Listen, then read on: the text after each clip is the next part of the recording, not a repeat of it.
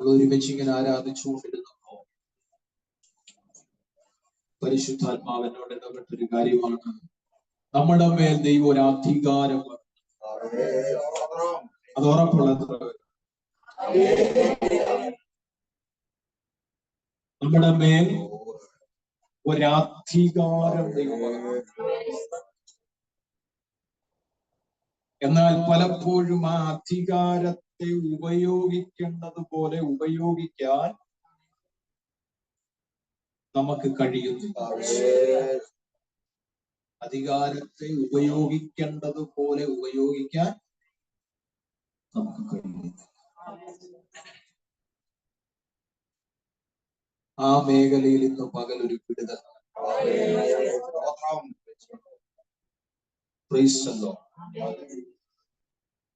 നമ്മുടെ മേൽ ദൈവം ഒരു അഭിഷേകം പകർന്നു. ആ പകർന്ന അഭിഷേകത്തിന് ഒരു അധികാരം. അധികാരം ഉണ്ടെന്ന് പറഞ്ഞിട്ട് കാര്യം, അതിനെ ഉപയോഗിക്കാൻ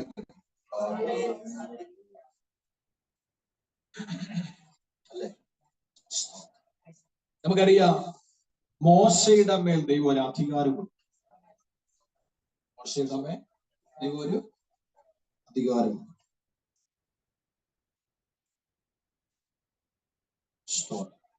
ദൈവത്തിന്റെ പർവ്വതത്തിൽ കയറി ദൈവവുമായിട്ട് മുഖാമുഖം സംസാരിച്ച മോശ, ദൈവം പറഞ്ഞു, ഒരു ദൗത്യത്തിനായി നിന്നെ ഞാൻ പുറപ്പെടുവിക്കാം. ആയതിനാൽ നിനക്ക് ഞാൻ ഒരു അധികാരം കൈമാറുന്നു. ആ അധികാരമാണ് ദൈവം കൊടുത്ത വഴി. അധികാരത്തിന്റെ വഴി.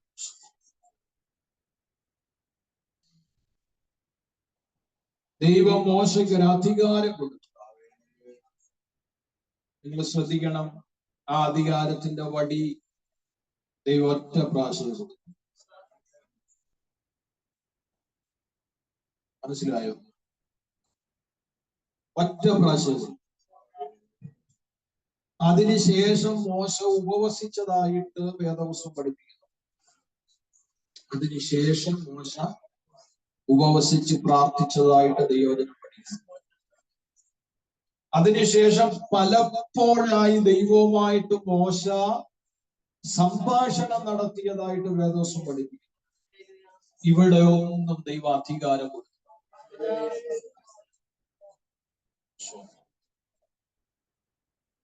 അധികാരത്തിന്റെ പകർച്ചയെന്ന് പറഞ്ഞാൽ അത് ഒറ്റ പ്രാവശ്യം. ഒറ്റ പ്രാവശ്യം.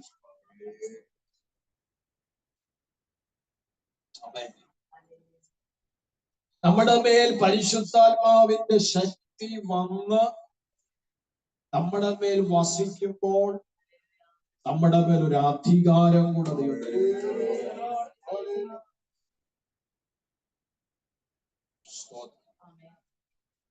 ഒരധികാരം കൂടെ ദൈവം നമുക്ക്. അധികാരം ഒറ്റ പ്രാവശ്യം തരും. ഒറ്റ പ്രാവശ്യം എന്ത് ചെയ്തു? അധികാരം ഒറ്റ പ്രാവശ്യം തരുന്നു. ഒറ്റ പ്രാവശ്യം. ഒറ്റ തവണ അധികാരം തരുന്നു. ഒറ്റ തവണ.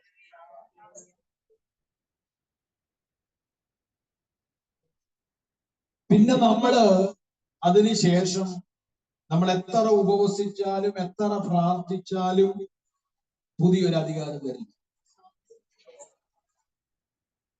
പുതിയൊരു അധികാരമല്ല തരും. നമ്മുടെ മേൽ പകർന്ന അധികാരത്തെ ഉപയോഗപ്പെടുത്താനുള്ള ആത്മശക്തിയാണ്. മനസ്സിലായോ? നമ്മൾ പലപ്പോഴും പ്രാർത്ഥിക്കാറുണ്ട്, ദൈവമേ പുതിയ അധികാരം, പുതിയ അധികാരം. എൻ്റെ മേൽ തന്ന അധികാരം ചതിൽ പിടിച്ചിരിക്കും. അപ്പോൾ ആ പുതിയ അധികാരം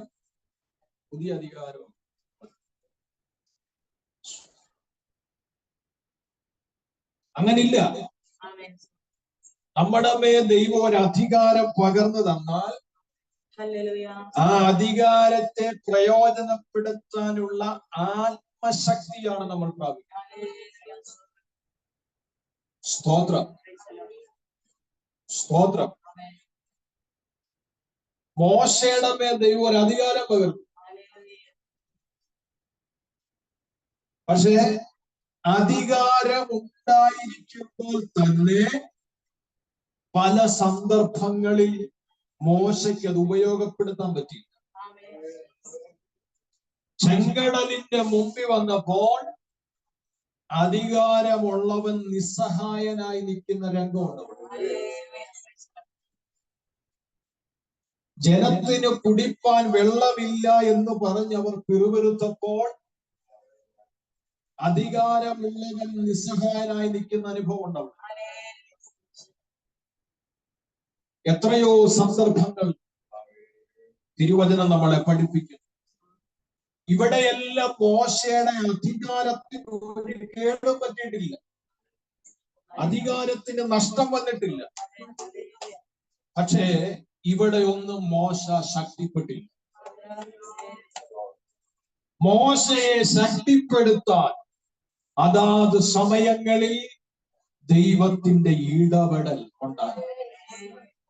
ചെങ്കടലിന്റെ മുമ്പിൽ ജനത്തിന്റെ പിറുപിറുക്കൽ, ഇസ്രയേലിൽ ശവകുടീരങ്ങൾ ഇല്ലാഞ്ഞിട്ടാണോ ഈ മരുഭൂമിയിൽ പെട്ടുപോകാൻ നീലങ്ങളെ കൊണ്ടുവന്നത്? ഈ ചോദ്യങ്ങൾ അകത്തോട്ട് കയറിയപ്പോഴത്തേന് അധികാരം മറന്നു. ചെങ്കടലിന്റെ തിരകൾ ശക്തമായി ആഞ്ഞടിക്കുമ്പോൾ ആ ശബ്ദം അകത്തോട്ട് കയറിയപ്പോൾ അധികാരം മറന്നു.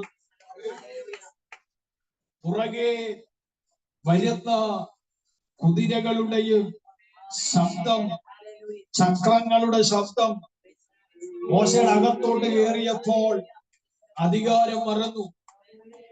ഇതിനെ ഓർമ്മപ്പെടുത്തി അവനെ ബലപ്പെടുത്താനാ ദൈവം അവനോട് ഇടപെട്ടത്. മോശെ വടിയെടുക്കുക. അവിടെ പുതിയൊരു അധികാരമല്ല പകർന്നത്, പകർന്ന അധികാരത്തെ ഉപയോഗപ്പെടുത്താൻ വേണ്ടി ദൈവത്തിന്റെ ശക്തിപ്പെടുത്തൽ അവിടെ നടന്നു. ഇന്ന് പകൽ നമ്മുടെ ആരാധനയിൽ പരിശുദ്ധാത്മാവ് എന്നോട് സംസാരിച്ചത് അതാണ്. നമ്മുടെ മേൽ പകർന്ന അധികാരത്തെ ഉപയോഗപ്പെടുത്താൻ കഴിയാത്ത വിധത്തിൽ നമ്മളെ സ്വാധീനിക്കുന്ന ചില മേഖലകളെ ഇന്ന് ആത്മാവിൽ കണ്ട് തിരിച്ചറിഞ്ഞ് അതിനെ ജയിക്കാൻ നിനക്ക് കഴിഞ്ഞാൽ നിന്റെ മേൽ പകർന്ന അധികാരത്തിലെ പല സാഹചര്യങ്ങളുടെ മുൻപിലും അതിനെ ജയിച്ചു പോകാൻ തക്കവണ്ണം ഉപയോഗപ്പെടുത്താൻ കഴിയുമെന്നുള്ള ഒരാഴമേറിയ വെളിപ്പാട് ഇന്നുവരെ പരിശുദ്ധാത്മാവ് ഓർമ്മപ്പെടുത്തുമ്പോൾ അധികാരമുള്ളവർ ശക്തിപ്പെടട്ടെ, മടങ്ങാവൂ. അധികാരം വഹിക്കുന്നവർ, അധികാരം ചുമക്കുന്നവർ, അധികാരമുണ്ടെന്ന് വിശ്വസിക്കുന്നവർ ശക്തിപ്പെട്ടിട്ട് മടങ്ങാവൂ. നിന്റെ അധികാരത്തെ വരെ നിന്നിൽ നിന്ന് മറവിപ്പിച്ചു കളയുന്ന സ്വാധീനങ്ങളെ ജയിക്കുന്ന ദൈവത്തിന്റെ ശക്തിയുടെ ഫലത്തെ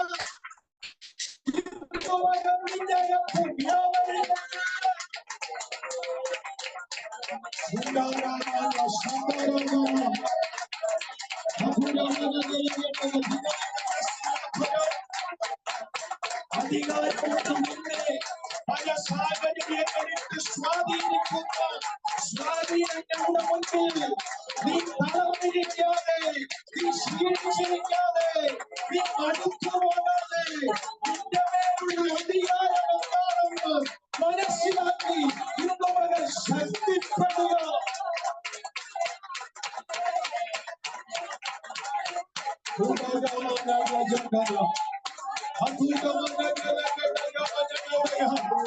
ഇന്ന് പകലി ദൂരിന്റെ പിടിവച്ചതിൽ നടക്കുന്നു എന്ന് ദൈവാത്മാവ് ആരംഭത്തിലെ ആരാധനയിൽ എന്നോട് സംസാരിച്ചു.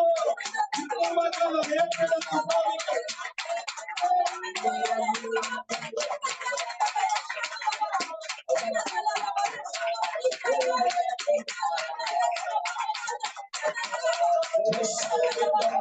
നാമത്തിൽ, യേശുവിന്റെ നാമത്തിൽ, യേശുവിന്റെ നാമത്തിൽ, യേശുവിന്റെ നാമത്തിൽ, യേശുവിന്റെ അധികാരമുള്ള നാമത്തിൽ, യേശുവിന്റെ അധികാരമുള്ള നാമത്തിൽ, യേശുവിന്റെ അധികാരമുള്ള നാമത്തിൽ, യേശുവിന്റെ അധികാരമുള്ള നാമത്തിൽ അധികാരമുള്ളതിന്റെ അതിനെ ഉപയോഗപ്പെടുത്തുന്ന ഒരാത്മശക്തി ഇന്ന് പകൽ മഹത്വത്തോടുകൂടി വെളിപ്പെടുന്നു. ദൈവം തന്ന ദൂതിലേക്ക് ഞാൻ വേഗത്തിൽ വരും. വായിക്കാം യോഹന്നാന്റെ സുവിശേഷം. യോഹന്നാന്റെ സുവിശേഷം 19-ാം അധ്യായം 19-20 വാക്യ ശകലങ്ങൾ വായിക്കാം. പിലാത്തോസിന്റെ മേലെഴുത്തും എഴുതി ക്രൂശിന്മേൽ പതിപ്പിച്ചു. അതിൽ നസറേനായ യേശു യഹൂദന്മാരുടെ രാജാവെന്ന് എഴുതിയിരുന്നു. യേശുവിനെ ക്രൂശിച്ച സ്ഥലം നഗരത്തിന് സമീപമാകിയാൽ അനേകർ യഹൂദന്മാർ ഈ മേലെഴുത്ത് വായിച്ചു. അത് എബ്രായ, റോമ, യവന ഭാഷകൾ എഴുതിയിരുന്നു.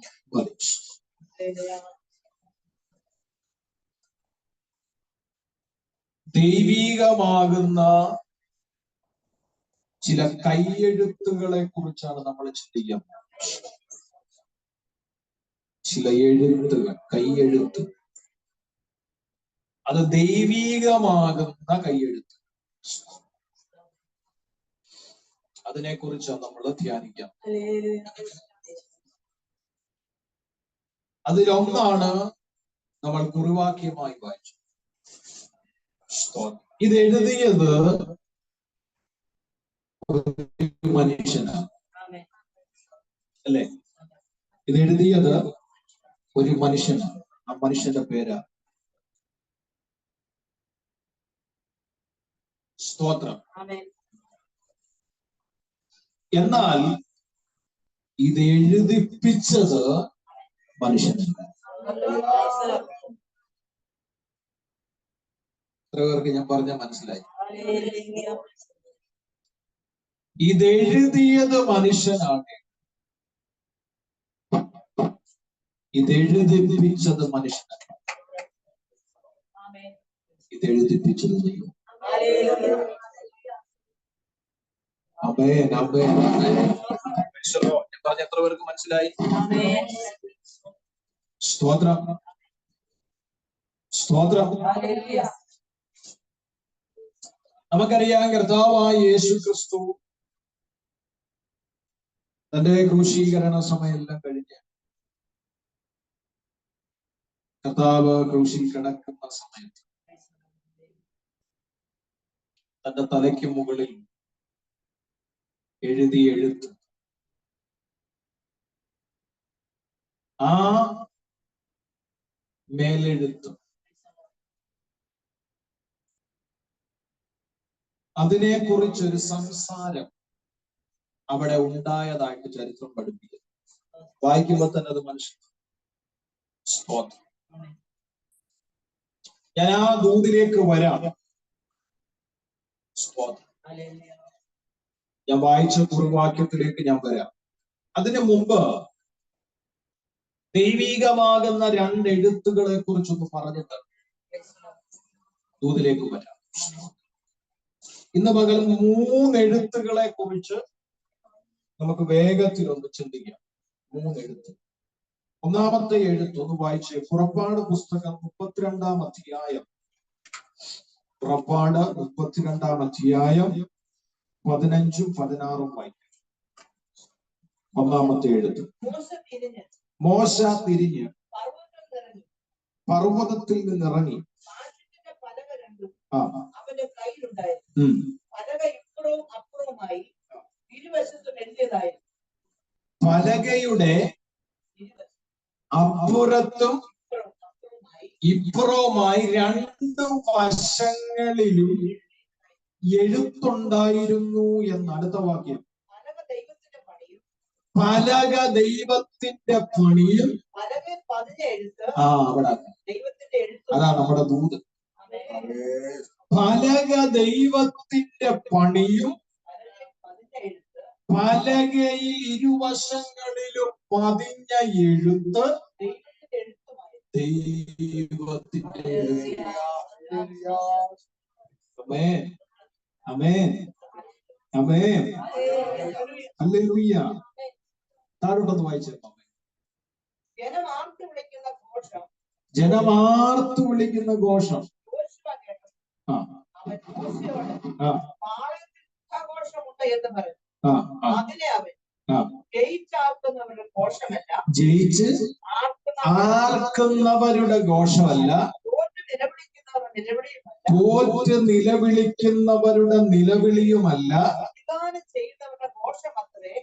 സ്വത്രം പ്രതിഗാനം ഗാനം ചെയ്യുന്നവരുടെ ഘോഷമത്രേ ഞങ്ങൾ എന്ന് പറഞ്ഞാൽ ഞാൻ കേൾക്കുന്നത് ജയത്തിന്റെ ഘോഷമല്ല, നിലവിളിയല്ല, ഞാൻ കേൾക്കുന്നത് ഒരു ആരാധനയാണ്.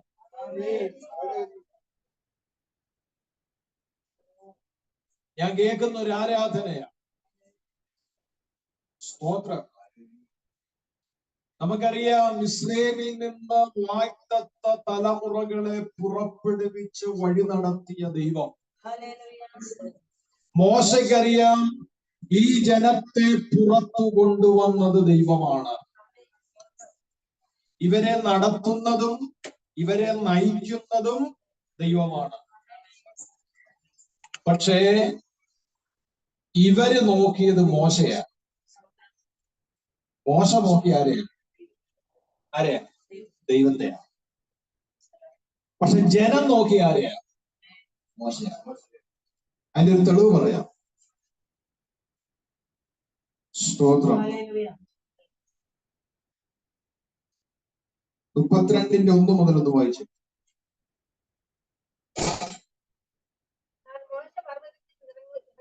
താമസിക്കുന്നു എന്ന് ജനം കണ്ടപ്പോൾ ജനം അഹരോന്റെ അടുക്കൽ വന്നുകൂടി അവനോട്, നീ എഴുന്നേറ്റ് ഞങ്ങളുടെ മുമ്പിൽ നടക്കേണ്ടതിന് ഒരു ദൈവത്തെ ഉണ്ടാക്കി തരിക. അടുത്ത വാക്യം കേട്ടോണം. അടുത്ത വാക്യം, ഞങ്ങളെ മിസ്രയീം ദേശത്തു നിന്നും പുറപ്പെടുവിച്ച് കൊണ്ടുവന്ന പുരുഷനായ മതി. അതാ അവരുടെ കാഴ്ചപ്പാട്. അവരുടെ കാഴ്ചപ്പാടതാ.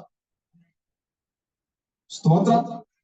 ഞങ്ങളെ മിസ്രയീം ദേശത്ത് നിന്ന് പുറപ്പെടുവിച്ചു കൊണ്ടുവന്ന ദൈവം എന്നല്ല എഴുതിയിരിക്കുന്നത്, മോശ.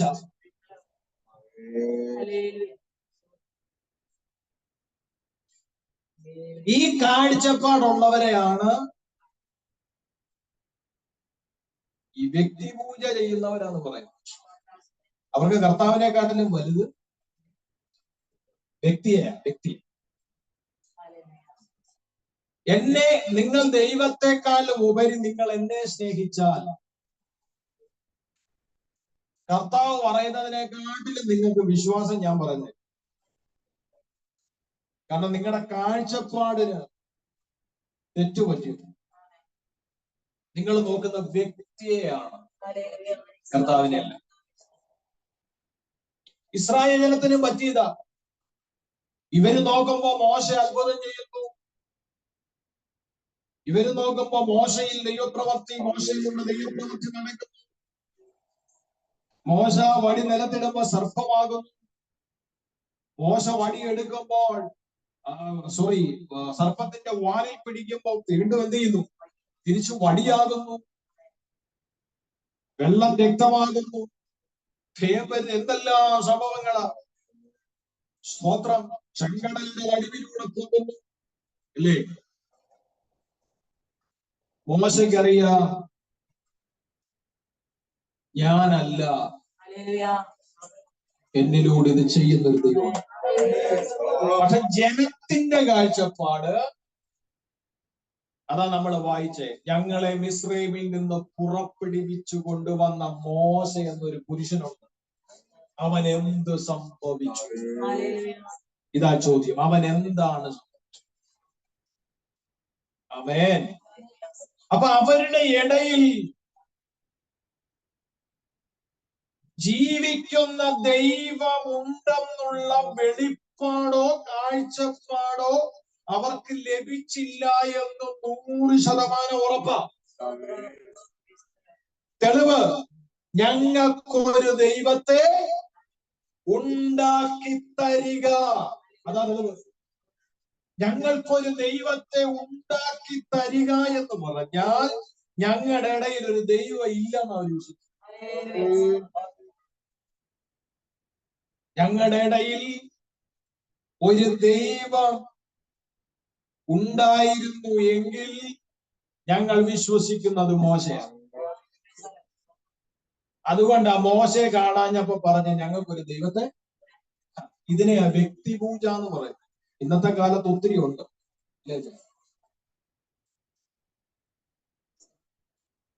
ദൈവവചനത്തിന്റെ പ്രമാണത്തെക്കാട്ടിലും ദൈവവചനത്തിന്റെ ഉപദേശങ്ങളെക്കാട്ടിലും ദൈവവചനത്തെക്കാട്ടിലും വ്യക്തികളിൽ കൂടുതൽ ഡിപ്പെൻഡ് ചെയ്യുന്ന ഒരു സമൂഹം ഇന്ന് നമ്മുടെ ഇടയിൽ വളർന്നിട്ടുണ്ട്. നമ്മുടെ ഇടയിൽ വളർന്നിട്ടുണ്ട്. അമ്മേ അല്ലേ? സഭ നോക്കി ആരാധനയ്ക്ക് പോകുന്നവരുണ്ട്. സഭ മീൻസ് ഈ പ്രസ്ഥാനം നോക്കി. IPC ആണോ, ചർച്ച് കോഡാണോ, AG ആണോ, അല്ലേ? അങ്ങനെ നോക്കി ആരാധനയ്ക്ക് പോകുന്നവരുണ്ട്. പാസ്റ്റർമാരെ നോക്കി ആരാധനയ്ക്ക് പോകുന്നവരുണ്ട്. സ്തോത്രം. നിങ്ങളെന്താ ആദ്യമായിട്ട് കേൾക്കുന്നവരെ ആമേൻ. ഹല്ലേലൂയ. ഇസ്രായേൽ ജനത്തിനുണ്ടായ പ്രശ്നം പുതിയ നിയമ ഇസ്രായേലിൽ ഉണ്ടാവരുത്. വ്യക്തിയെ കാണാതെ വന്നപ്പോൾ അവര് പറഞ്ഞു ഞങ്ങളുടെ ഇടയിൽ ഒരു ദൈവം ഉണ്ടായിരുന്നു, അത് മോശയാണ്. പറയാതെ ആ ഭാഗം നമുക്ക് വായിക്കുമ്പോൾ മനസ്സിലാകും. മോശയ്ക്ക് എന്തു ഭവിച്ചു എന്ന് ചോദിച്ചിട്ട് അവര് പറയാ ഞങ്ങൾക്കൊരു ദൈവത്തെ ഉണ്ടാക്കി തരണം. അതിന്റെ അർത്ഥം എന്താ? ഇത്രയും നാള് മോശയാണ് അവര് ദൈവത്തിന് തുല്യമായി കാണുന്നത്. പക്ഷെ മോശയും ദൈവവും തമ്മിലുള്ള ഒരു കണക്ഷൻ വേറെ അവിടെ കിടക്കും. സ്തോത്രം, സ്തോത്രം. ഹല്ലേലൂയ.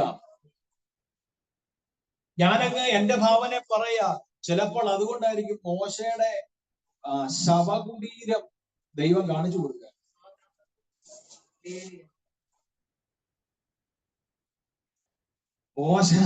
മോശ എവിടെ അടക്കം ചെയ്തു എന്ന് ആർക്കേ അറിയത്തുള്ളൂ? ദൈവത്തിന് മാത്രമേ അറിയത്തുള്ളൂ. ഞാൻ ചിന്തിക്കുന്ന അതാ, ദൈവം വെളിപ്പെടുത്തി കൊടുക്കാൻ ഞാൻ മനഃപൂർവ്വ, അല്ലെങ്കിൽ ഇന്ന് ചിലര് പോകുന്ന പോലെ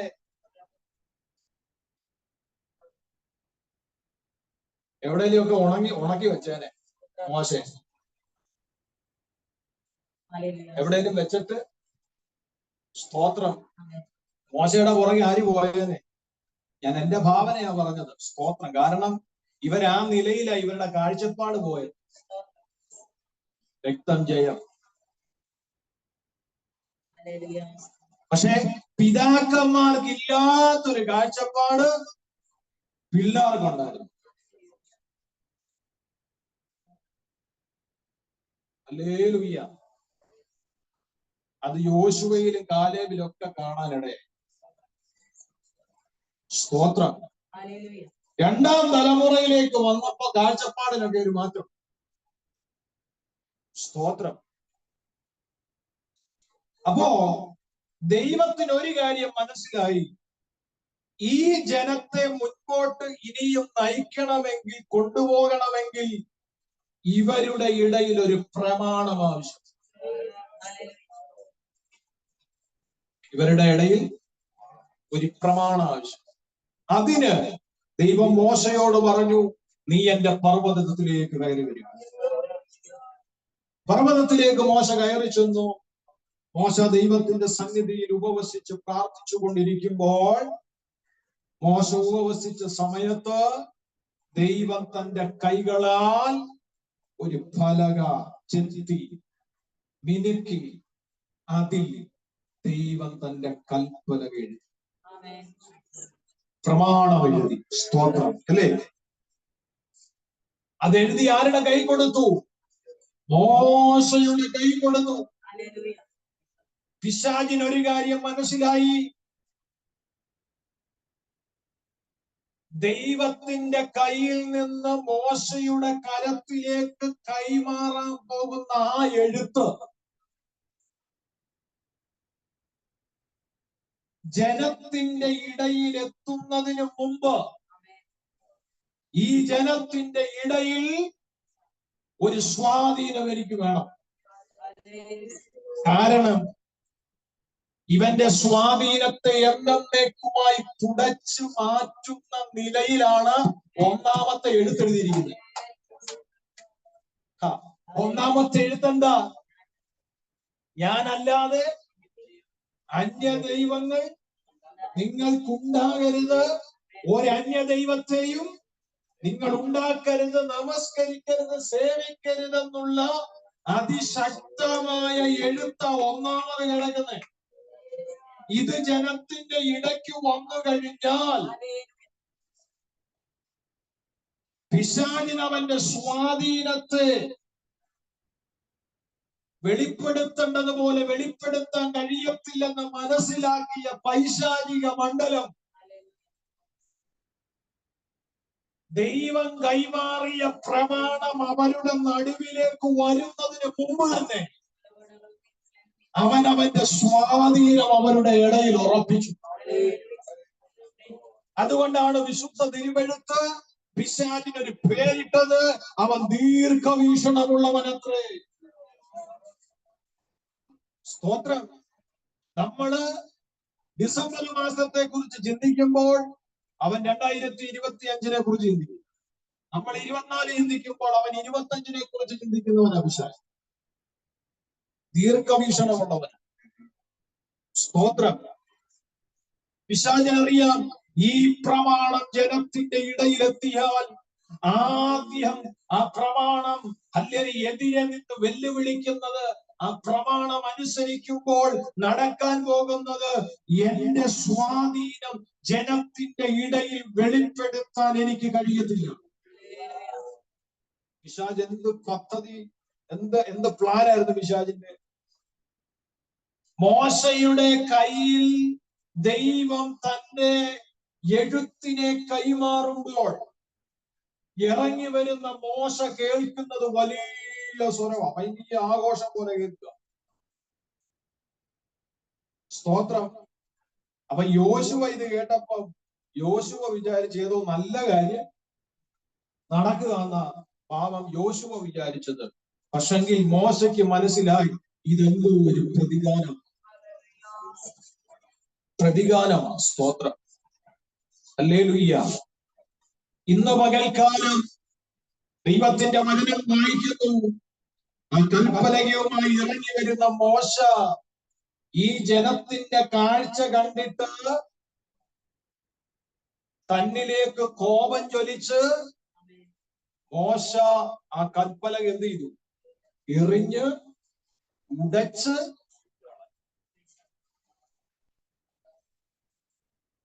സ്തോത്രം. മോശയ്ക്ക് കോപം വന്നതിൽ തെറ്റില്ല. മോശയ്ക്ക് കോപം വന്നതിൽ തെറ്റില്ല. പിന്നെ മറുവശത്ത് നോക്കിയാൽ കോപം വരാൻ പാടില്ലായിരുന്നു. കാരണം ദൈവത്തിന്റെ കോപത്തെ ശമിപ്പിച്ചിട്ടാണ് മോശ എന്ത് ചെയ്യുന്നത്?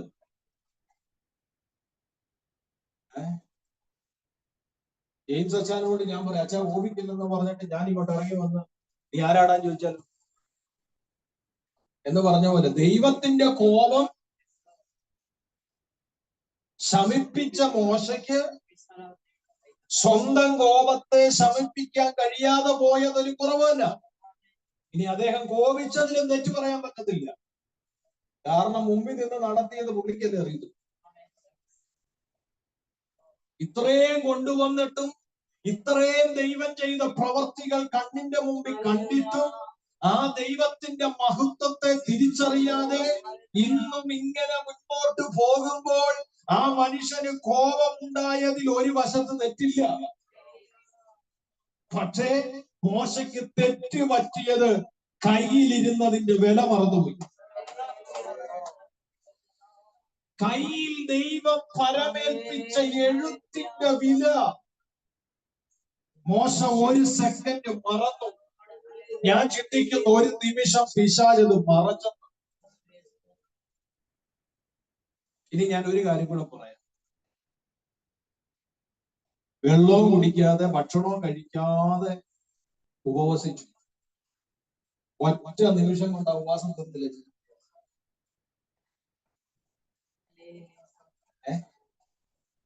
അത്രയും ദിവസം ഉപവസിച്ചതിന് എന്ത് പ്രയോജനമുണ്ട്? വെള്ളവും വെടിഞ്ഞു, ആഹാരവും വെടിഞ്ഞ് ഉണർന്ന് എന്ത് ചെയ്യുക? ദൈവസന്നിധി ഇരുന്ന് ഭയങ്കര പ്രാർത്ഥനയാ. അങ്ങനെ ഇരുന്നിരുന്ന് പ്രാർത്ഥിച്ച് അവസാനം ഫാസ്റ്റിംഗ് പ്രയർ കഴിഞ്ഞ് കയ്യിലോട്ട് ദൈവം തന്റെ പ്രമാണത്തെ കൈമാറി ഇറങ്ങി വന്ന സമയത്ത് ഒറ്റ നിമിഷം കൊണ്ട് അത് ഉടച്ചു കളഞ്ഞപ്പോൾ അത്രയും ദിവസം ഉപവസിച്ച് പ്രാർത്ഥിച്ചതിൽ എന്ത് പ്രയോജനം ഉണ്ടായി?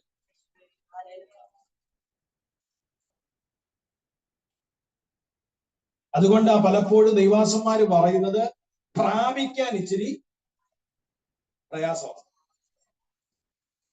പക്ഷെ പ്രാപിച്ചത് ഒഴുകിക്കളയാൻ ഒരു പ്രയാസവും. 40 ദിവസം ഉപവസിച്ചിട്ട് ദൈവത്തിൽ നിന്ന് പ്രാപിച്ചിട്ട് അത് കളയണമെങ്കിൽ ഇറങ്ങി വരുമ്പം എന്തെങ്കിലും ഒരു വാക്ക് പറഞ്ഞാൽ,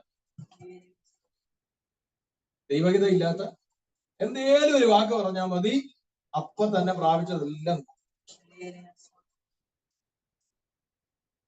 ചിലരുടെ ചിന്ത ഇതിലും നല്ലത് പ്രാപിക്കാതിരിക്കുക, അതാകുമ്പോ പോയെന്നുള്ള വിഷമില്ല. ഞാൻ പറഞ്ഞ എത്ര പേർക്ക് മനസ്സിലായി? എഴുത്തിനെ കുറിച്ചാ പറയുന്നത്. മോശെ, നീ കോപിച്ചതല്ല വിഷയം, നീ കോപിച്ചത് വിഷയമല്ല, നീ കോപിച്ചത് പ്രശ്നമല്ല. പക്ഷെങ്കിൽ നിന്റെ കരത്തിൽ ഞാൻ എഴുതി കൈമാറിയതിന്റെ വില അത് നീ മറന്നുപോയി.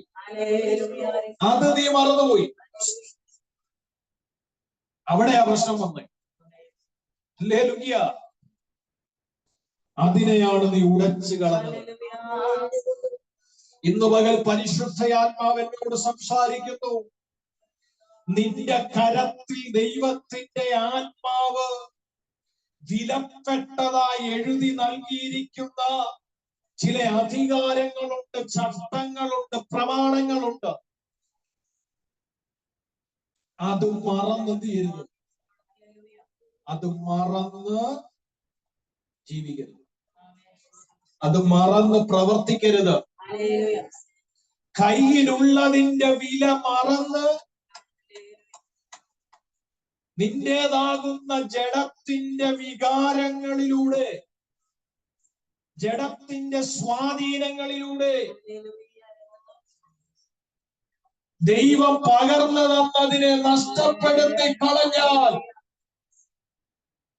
പിന്നെ നിനക്ക് ജോലി കൂടും. നിനക്ക് ജോലി കൂടും. സ്തോത്രം.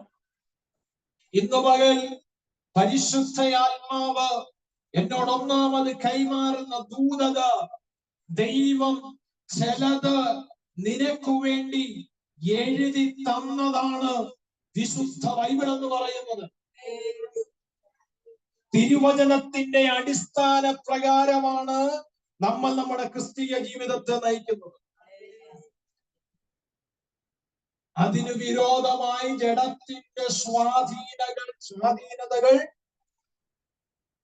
ദൈവം നമുക്ക് പകർന്നു തന്ന ചട്ടങ്ങളെ, പ്രമാണങ്ങളെ, ഉപദേശങ്ങളെ ജീവിതത്തിൽ നിന്ന് ഏതെങ്കിലും തലങ്ങളിൽ നഷ്ടപ്പെടുത്തി കളഞ്ഞാൽ അതിന്റെ ഉത്തരവാദിനിയായി. ഒന്നാമത്തെ കൈയെഴുത്തിലൂടെ പരിശുദ്ധാത്മാവ് വിളിച്ചു പറയുന്ന ദൂത്, ദൈവം പകർന്നു തന്നതിനെ സൂക്ഷിക്കണം. യേശുവിന്റെ നാമത്തിൽ. നിങ്ങൾ ശ്രദ്ധിച്ചേ, നമ്മൾ വായിച്ച വാക്യത്തിൽ പറയുന്നുണ്ട്, ദൈവത്താൽ ഒരുക്കപ്പെട്ട പലക അല്ലേ? പലകയുടെ പണി ദൈവത്തിന്റെ, പലകയുടെ എഴുത്ത് ദൈവത്തിന്റെ. പക്ഷേ മോശയ്ക്ക് സൂക്ഷിക്കാൻ കഴിയാതെ വന്നപ്പോൾ മോശയോട് ദൈവം പറഞ്ഞു, മോശേ, നീ അതുപോലൊരു പലക വെട്ടിക്കൊണ്ട് വരണം. ആദ്യം മോശ ഒന്നും അറിഞ്ഞില്ല, ഇരുന്ന് ഉപവസിച്ച് പ്രാർത്ഥിച്ചുകൊണ്ടിരിക്കുക. ദൈവം എല്ലാം ചെയ്തു. എന്നാൽ ദൈവം കൈമാറിയ എഴുത്തിനെ സൂക്ഷിക്കാൻ മോശയ്ക്ക് കഴിയാതെ വന്നപ്പോൾ അടുത്ത പലകയിൽ ദൈവം എഴുതുന്നതിന് മുമ്പ് മോശയോട് പറഞ്ഞു, പലക എന്റെ അടുത്ത് വരണം. എങ്ങനെ വരണം? എനിക്ക് എഴുതുവാൻ കഴിയുന്ന പാകത്തിന്. നിനക്ക് തോന്നിയ പോലെ വെട്ടിക്കൊണ്ടല്ല വരേണ്ടത്. ദൈവത്തിന്റെ വിരലുകൾക്ക് ചലിക്കുവാൻ കഴിയുന്ന പാകത്തിന് ആ പലകയെ വെട്ടിച്ചെത്തി വെളിപ്പാക്കി കൊണ്ടുവരണം. എന്നാ കാര്യം? ചെയ്ത നിന്റെ കരത്തിൽ പൂർണ്ണതയോടെ തന്നതിന്റെ വില എന്താണെന്ന് നീ മനസ്സിലാക്കണമെങ്കിൽ നീ അതൊന്ന് ചെയ്തു നോക്കണം. എന്നോട് പരിശുദ്ധയാത്മാവ് അതിശക്തമായി ഇടപെടുന്ന ഒരു ദൂത്, ദൈവം നിന്റെ മേൽ കൈമാറിയ ചിലതിന് കൊടുക്കേണ്ട വില കൊടുക്കാതെ ഏതെങ്കിലും തലങ്ങളിൽ നഷ്ടപ്പെടുത്തി കളഞ്ഞെങ്കിൽ ഈ നാളുകളിൽ വില കൊടുത്തതിനെ മടക്കി പ്രാപിക്കണമെന്ന് പരിശുദ്ധാത്മാവ് ഇന്നുവരെ സംസാരിക്കുന്നു. ദൈവം കൈമാറിയ ഏതെങ്കിലും ഇതിനെ നഷ്ടപ്പെട്ടു പോയെങ്കിൽ എന്തു വില കൊടുക്കും? ഈ നാളുകളിൽ അതിനെ മടക്കി പ്രാപിക്കാൻ തയ്യാറാകണമെന്ന് ദൈവത്തിന്റെ സംസാരിക്കുന്നു.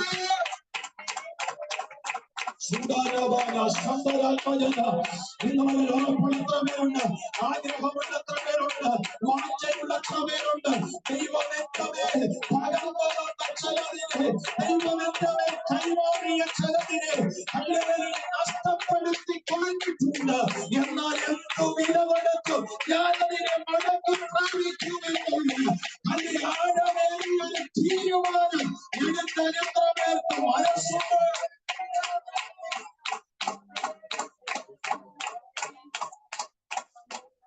സ്തോത്രം. ഇന്ന് പകൽ ശക്തമായ ദൈവാത്മാവ് ആരോടൊക്കെയോ പറയുന്നു, നീ കുറെ അന്യഭാഷ പറഞ്ഞിട്ട് കാര്യമില്ല. നീ വന്നിരുന്നു സ്തോത്രം പറഞ്ഞിട്ട് കാര്യമില്ല. എന്നോട് ആത്മാവ് ഇന്ന് പകൽ ഇടപെടുന്നു. നിന്റെ മേൽ ദൈവം കൈമാറിയ ചിലതിനെ നീ നഷ്ടപ്പെടുത്തി കളഞ്ഞു. നീ നഷ്ടപ്പെടുത്തി കളഞ്ഞു. നഷ്ടപ്പെടുത്തി കളഞ്ഞതിനെ എന്തു വില കൊടുത്തും പ്രാപിക്കണം. അതാ ദൈവാത്മാവ് ഇടപെടുന്നു. അതാ ദൈവാത്മാവ് ഇടപെടുന്നു. മോശേ, അന്യ ദൈവത്തിന്റെ ആരാധനയുടെ സ്വാധീനതകളും പ്രവണതകളും ജനത്തിന്റെ ഇടയിൽ നിന്ന് തുടച്ചു മാറ്റണമെങ്കിൽ അവരുടെ ഇടയിൽ ഈ പ്രമാണം ഇറങ്ങിച്ചെല്ലും. അവരുടെ ഇടയിൽ ഈ പ്രമാണം ഇറങ്ങിച്ചെല്ലും എന്ന് പറഞ്ഞാൽ നഷ്ടപ്പെടുത്തിയത് നിന്നെ മാത്രം ബാധിക്കുന്ന കാര്യമല്ല, നിന്നോട് ചേർന്ന് നിൽക്കുന്ന ഒരു കൂട്ടത്തെ കൂടെ ബാധിക്കുന്ന കാര്യമാണ്. അതൊന്നും മറന്നു പോകരുത്. നിന്നെ മാത്രം ബാധിക്കുന്ന വിഷയമല്ല, നിന്നോട് ചേർന്ന് നിൽക്കുന്നവരെയും ബാധിക്കുന്ന വിഷയമാണ്.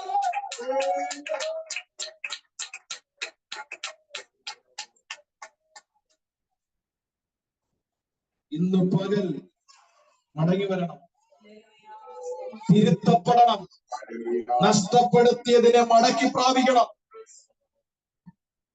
നിന്റെ ഇടയിൽ തീരുന്ന വിഷയമാണ് കോട്ടയെന്ന് വെക്കാം. പക്ഷെ നിന്റെ ഇടയിൽ തീരുന്നതല്ല ഞാൻ കൈമാറിയത്. നിന്റെ കൂടെ ഇറങ്ങി വന്നൊരു കൂട്ടമില്ലേ, ആ കൂട്ടത്തെ കൂടെ ബാധിക്കുന്ന വിഷയമായത്. സ്തോത്രം, സ്തോത്രം. ഈ ഭാഗം എടുക്കുമ്പോൾ വേറെ ഒരുപാട് ദൂതുകൾ പറയാം. പക്ഷെ ആത്മാവിനോട് പറയുന്നു വേറെ ഒരു ദൂതും പറയണം.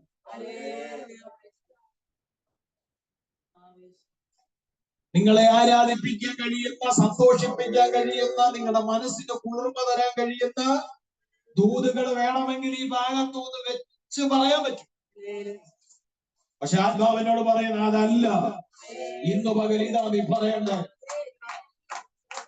ദൈവം ദൈവം അതിന് വില തന്ന് നിന്നിൽ പകർന്ന ചിലതിനെ നഷ്ടപ്പെടുത്തി കളഞ്ഞ അനുഭവമുണ്ട്. അത് നിന്നെ മാത്രം ബാധിക്കുന്നതല്ല, നിന്നോട് കൂടെ ചേർന്ന് നിൽക്കുന്നവരെ ബാധിക്കുന്നതാണ്. ഇന്ന് പകൽ നീ അത് മടക്കി പ്രാപിക്കണം.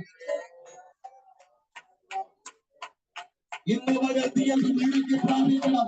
എന്നിൽ പകർന്ന ഒരു ദൈവകൃപ, എന്നിൽ പകർന്നു ദൈവത്തിന്റെ ഒരു നിയമം, എന്നിൽ പകർന്നു ദൈവത്തിന്റെ വാഗ്ദാനം ഞാൻ നഷ്ടപ്പെടുത്തി കളഞ്ഞാൽ അതെന്നെ മാത്രമല്ല ബാധിക്കുന്നത്, ഈ പ്രാർത്ഥനയിൽ വരുന്ന എല്ലാവരെയും ബാധിക്കും. അതിന്റെ ഉത്തരവാദി ഞാനാണ്, അതിന്റെ ഉത്തരവാദിത്വം എനിക്കാണ്.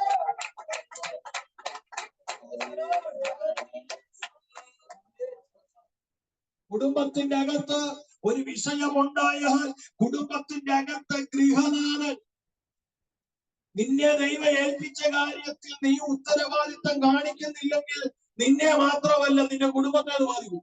അതിന്റെ ഉത്തരവാദി നീ ഒരുത്തനായിരിക്കും.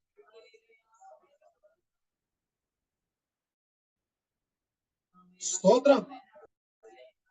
ഹവ്വ ആദ്യം പാപം ചെയ്തിട്ട് പോലും വിശുദ്ധ തിരുവഴുത്തിൽ എഴുതി ആദാമിക പാപം. അവിടെ തുടക്കം കുറിച്ച് ആരാ? ചേച്ചിമാരാ തുടക്കം കുറിച്ച്. പക്ഷെ ആരുടെ പേരില കുറ്റം വന്നു? എഴുതി വന്നപ്പോ അച്ഛന്റെ പേരിലാവും അല്ലേ? സ്തോത്രം. ഹല്ലേലൂയ. ഞാൻ പറഞ്ഞു വന്നത് ഇന്ന് പകൽ തിരിച്ചറിഞ്ഞോണം. എന്നോട് ആത്മാവ് ശക്തമായി ഇടപെടുന്നു. ഹല്ലേലൂയ. ഈ ചാട്ടവും തുള്ളലും കൊണ്ടൊന്നും പരിപാടി തീരത്തില്ല. ഹല്ലേലൂയ. ദൈവം നിന്റെ മേൽ പകർന്നതിന് അതിൻ്റെതായ വിലയുണ്ട്. ദൈവം നിന്നോട് കൽപ്പിച്ച പല കാര്യങ്ങൾക്കും അതിൻ്റെതായ വിലയുണ്ട്. ദൈവം നിന്നോട് പറഞ്ഞ ആലോചനകൾ അത് അതിൻ്റെതായ വിലയുണ്ട്. ദൈവം നിന്നോട് പറഞ്ഞ അരുളപ്പാടുകൾ അത് അതിൻ്റെതായ വിലയുണ്ട്. അതിനെ മറന്ന് എവിടെയെങ്കിലും ജീവിച്ച് ദൈവപ്രവൃത്തി നഷ്ടപ്പെട്ടു പോയിട്ടുണ്ടെങ്കിൽ ഇന്ന് വരെ മടങ്ങി വരാൻ, അതിനെ മടങ്ങി പ്രാപിക്കാൻ. സ്തോത്രം. കഴിഞ്ഞ ദിവസം ഷാരോന്റെ കൺവെൻഷൻ ആയിരുന്നല്ലോ. ഷാരോന്റെ കൺവെൻഷൻ പോയായിരുന്നു. ഷാരോന്റെ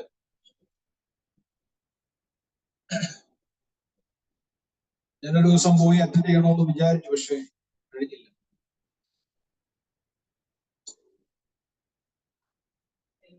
ആ കൺവെൻഷൻ ഒരു ദൈവദാസൻ പ്രസംഗിച്ച മെസ്സേജ് ഞാനിങ്ങനെ കേട്ടു. അദ്ദേഹം പറഞ്ഞ ഇങ്ങനെ, യഥാസ്ഥാനപ്പെടണമെങ്കിൽ ദൈവം നമ്മളെ പണിയണം. യഥാസ്ഥാനപ്പെടണമെങ്കിൽ ദൈവം നമ്മളെ പണിയണം. നമ്മളെപ്പോഴും പറയാറുണ്ട്, ദൈവമേ എന്നെ പണിയണേ, എന്നെ പണിയണേ, എന്നെ പണിയണേ. പക്ഷെ നമ്മൾ ആരും പറയാറില്ല എന്നെ പൊളിക്കണേ. പറയോ? നമുക്കറിയാം അത് ഇച്ചിരി ബുദ്ധിമുട്ടാണ്. ദൈവത്തിനല്ല, നമുക്ക്. നമ്മൾ പറയാറുണ്ട് എന്നെ പണിയണേ പണിയണേ എന്ന് പറയാറുണ്ട്. സ്തോത്രം. പണിയണേ പണിയണേ എന്ന് പ്രാർത്ഥിച്ച് ഉള്ള പണിയെല്ലാം മേടിച്ചു വെക്കുക. യഥാസ്ഥാനപ്പെടുന്നുണ്ടോ? അദ്ദേഹം പറഞ്ഞ വാക്കിങ്ങനെ, യഥാസ്ഥാനപ്പെടണമെങ്കിൽ ദൈവം പണിയണം. ദൈവം പണിയണമെങ്കിൽ ഒരിക്കലെങ്കിലും ദൈവം നിന്നെ പൊളിക്കണം. ഒരിക്കലെങ്കിലും ദൈവത്തിന്റെ മുൻപാകെ പൊളിയപ്പെടാൻ, തകരപ്പെടാൻ നിന്നുകൊടുത്തവന് മാത്രമേ, നിന്നുകൊടുക്കുന്ന വ്യക്തിക്ക് മാത്രമേ യഥാസ്ഥാനപ്പെടാൻ കഴിയുള്ളൂ. ആ വെളിപ്പാട് എന്റെ അകത്ത് കുത്തി സ്ട്രൈക്ക് ചെയ്തു. ആ അഭിഷക്തൻ പറഞ്ഞ ആ വെളിപ്പാട്. അപ്പൊ പണിയണമേ എന്നുള്ള യഥാസ്ഥാനപ്പെടാം. പഴയ ആത്മീയ തീഷ്ണതയിലേക്ക്, പഴയ ആരാധനയിലേക്ക്, പഴയ ദൈവവുമായിട്ടുള്ള ബന്ധത്തിലേക്ക് ഒക്കെ മടങ്ങി വരാൻ ആഗ്രഹം ഉണ്ടെങ്കിൽ, ഇല്ലെങ്കിൽ പ്രശ്നമൊന്നുമില്ല. ഇല്ലാത്തവരിങ്ങനെ പോകും. ഇല്ല, എനിക്ക് പഴയ ദൈവവുമായിട്ടുള്ള ബന്ധത്തിലേക്ക് വരണം, എനിക്ക് കർത്താവിനെ കൂടുതലായി അടുക്കണം, എനിക്ക് കർത്താവിനെ കൂടുതലായി അറിയണം, എനിക്ക് യഥാസ്ഥാനപ്പെടണമെന്ന് ആഗ്രഹമുള്ളവര് പണിയണേ നല്ല പ്രാർത്ഥിക്കേണ്ടത്. ഈ നാളുകളിൽ എന്നെ ഒന്ന് പൊളിക്കാൻ പ്രാർത്ഥിക്കണം. ദൈവം പൊളിച്ചാൽ ഒരു കാര്യം ഉറപ്പാ, ദൈവം പണിതിരിക്കും. ദൈവം പൊളിച്ചു കഴിഞ്ഞാൽ ദൈവം പണി. അല്ല, ദൈവം പൊളിച്ചിട്ട് ദൈവം ഇട്ടിട്ട് പോകും. കുശവൻ ഉടയ്ക്കുന്നത് പണിയാൻ. എത്ര പേർക്ക് പറഞ്ഞ മനസ്സിലായി? പരിശുദ്ധാത്മാവിൽ ഞാൻ വിളിച്ചു പറയാം, നിന്റെ ജീവിതത്തിലെ വീഴ്ചകൾ കൊണ്ട് ദൈവം കൈമാറിയ ചില കാര്യങ്ങൾ നഷ്ടപ്പെട്ടിട്ടുണ്ട്. ഇന്ന് പകൽ എന്ത് വില കൊടുത്തും അത് തിരിച്ചു പിടിക്കണം. അതാണ് ഒന്നാമത്തെ കൈയെഴുത്തിലെ ദൂത്. രണ്ടാമത്തെ ഒന്ന് വായിച്ചേ, ദാനിയേലിന്റെ പുസ്തകം 5:5 ഒന്ന് വായിച്ചേ. ദാനിയേൽ 5:5 നമ്മൾ വായിച്ച വാക്യത്തിലേക്ക് എനിക്ക് വരണം. ദാനിയേൽ 5-ാം അധ്യായം 5-ാം വാക്യം.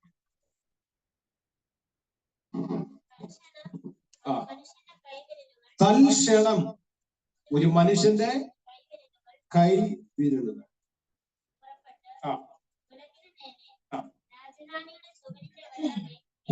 എഴുതി. രാജാവ് കണ്ടു.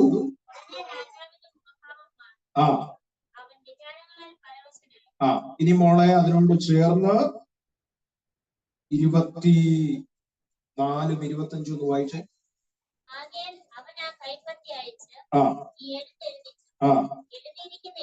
അപ്പം ആ രാജധാനിയുടെ ചുവരിൽ എഴുതിയ എഴുത്താണ് വായിക്കുന്നത്. വായിച്ചു.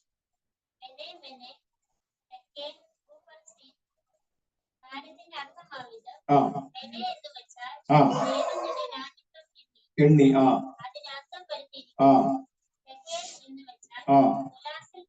തുലാസിൽ നിന്നെ തൂക്കി കുറവുള്ളവരെ കണ്ടുവാ.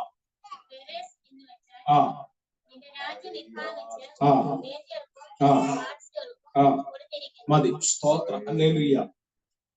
നമുക്കറിയാം, ദൈവത്തിന്റെ ആലയത്തിലെ ഉപകരണങ്ങളെ ദൈവഹിതമില്ലാതെ അല്ലെ രാജാവ് ഉപയോഗിച്ച് ആർത്ത് തിമിർത്ത് ആഘോഷിച്ച് ആഘോഷമാക്കിക്കൊണ്ടിരിക്കുന്ന സമയത്ത് അപ്രതീക്ഷമായി ചുവരിൽ ഒരു എഴുത്തും മെനെ മെനെ തെക്കേൽ ഊഫർസ്.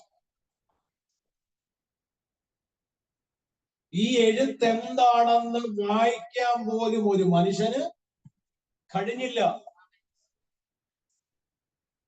ആ രാജ്യത്തുള്ള ജ്ഞാനികളെയും സകലവിധ ആൾക്കാരെയും വിളിച്ചു വായിപ്പിച്ചു കാണും. പക്ഷെ എന്ത് ചെയ്തില്ല? ആർക്കും അതിനെ വായിക്കുവാനോ അതിന്റെ അർത്ഥം മനസ്സിലാക്കുവാനോ കഴിഞ്ഞില്ല. അവസാനം ദൈവകൃപയുള്ള ദാനിയേൽ ആ ചുവരിൽ എഴുതിയ ദാനിയേൽ വായിച്ചത് മെനെ മെനെ ശെക്കേൽ ഊഫർസി. മെനെ മെനെ എന്ന് പറഞ്ഞാൽ നിന്റെ രാജ്യത്തെ ദൈവം ചെയ്തു എണ്ണി. സ്തോത്രം. നമ്പർ ഇട്ടോ, പണി വരുന്നുണ്ട്.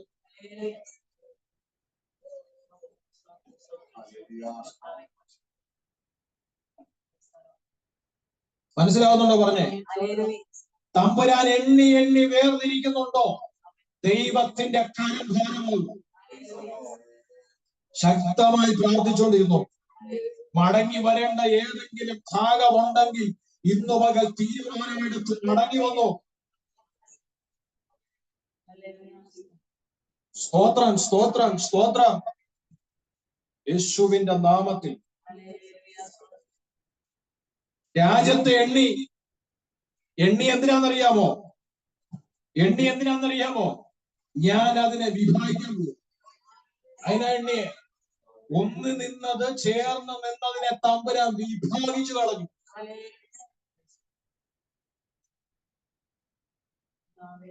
സ്തോത്രം, സ്തോത്രം.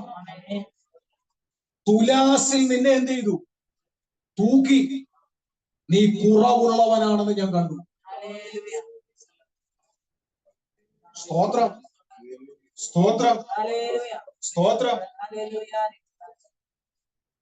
എന്നോട് പരിശുദ്ധാത്മാവ് ഇന്ന് രണ്ടാമത്തെ എഴുത്തിനെ കുറിച്ച് വിളിച്ചു പറയുന്നത്, അല്ലേ, ജീവിതത്തിൽ ദൈവം നിന്നെ തൂക്കുമ്പോൾ നീ കുറവുള്ളവനാകരുത്, നീ കുറവുള്ളവളാകരുത്. സ്തോത്രം. Praise the Lord. ഇന്ന് പകൽ പരിശുദ്ധാത്മാവ് വിളിച്ചു പറയുന്നു, ഹല്ലേലൂയ. ചില എഴുത്ത് വെളിപ്പെടുന്നതിന് മുമ്പ് ഒന്നാമത്തെ എഴുത്ത് നഷ്ടപ്പെടുത്തി കളഞ്ഞതിനെ എന്ത് വില കൊടുത്ത് പ്രാപിച്ചെടുക്കണമെന്നാണ് ആത്മാവ് ഇടപെട്ടതെങ്കിൽ, രണ്ടാമത് ആത്മാവ് പറയുന്ന ചില എഴുത്ത് വെളിപ്പെടുന്നതിന് മുമ്പ് മാനസാന്തരപ്പെട്ടു. ചില എഴുത്ത് വെളിപ്പെടുന്നതിന് മുമ്പ് ദൈവം നിന്നെ തൂക്കി നോക്കി കുറവുള്ളവനാണെന്ന് കണ്ടെത്തുന്നതിന് മുമ്പ് തന്നെ ക്രമീകരിച്ചു. ഇല്ലെങ്കിൽ ആത്മാവ് ശക്തമായി ഇടപെടുന്നു. ശക്തമായ ചില ന്യായവിധി ചില കുടുംബങ്ങളിലേക്ക് വരും.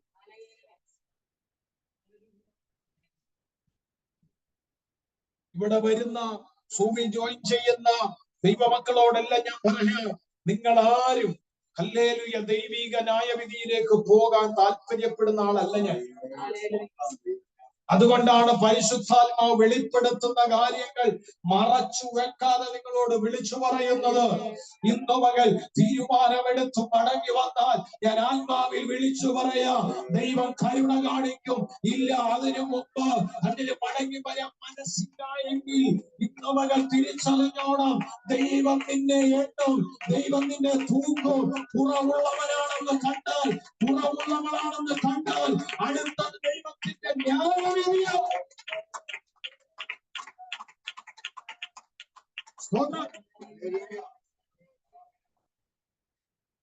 ചുവരിൽ എഴുതിയ എഴുത്ത് ദൈവത്തിന്റെ എഴുത്ത്, ദൈവത്തിന്റെ എഴുത്ത്. അതുകൊണ്ടാ ദാനിയേൽ അത് വായിച്ചു. മനസ്സിലായോ?